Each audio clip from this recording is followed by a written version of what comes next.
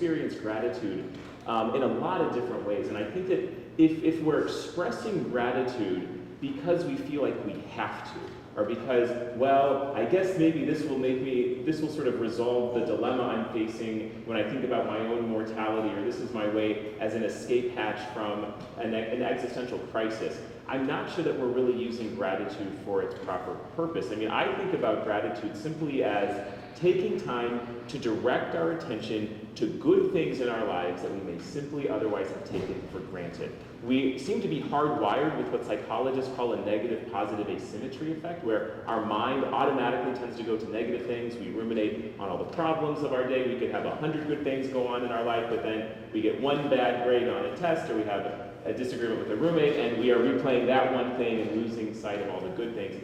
I think about gratitude in its purest form as simply a matter of redirecting attention to the good things that are out there that we may have otherwise taken for granted, or that we have habituated to because the mind is more attuned to the negative things. So that's personally, I think, what I try to use as a practice of gratitude is, what are some of the good things in my life that have just sort of, that aren't as salient on my radar as some other things?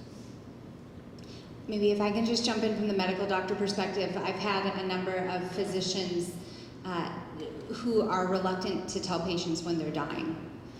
And I asked one of my colleagues, why don't you like to tell patients this? And she said, I never tell patients when they're dying because I myself am so afraid to die. And yet all of us will, right? So there's a poet, Christian Wyman is his name, and Chris Wyman was diagnosed with an incurable form of cancer. And so as a poet, he's sort of living with this cancer, married, has kids, and is thinking about this. At some point, any point, this could come back. And he talks about the need to lean in, or to press in, to actually, he uses the language, walk toward the fear and the sadness. And so if the very thought of mortality, just some far out there at some point mortality, fills anybody with such existential dread, then how do you sort of walk toward that? And that's where it's part of the work of living well, right? That's one of the tasks of living well, is to work out answers to those questions in the context of communities, people you love and trust. There's been tons written about this since the beginning of recorded history, right?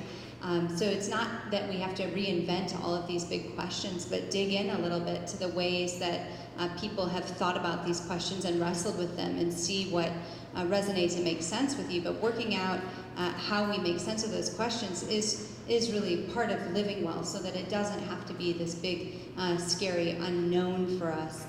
But it can be that when our time is up, we can, in a sense, die in peace, right? Rest in peace. There's the peace part, the fact that peace has long been part of that narrative for death, suggests that working out our answers to some of these existential questions is part of it.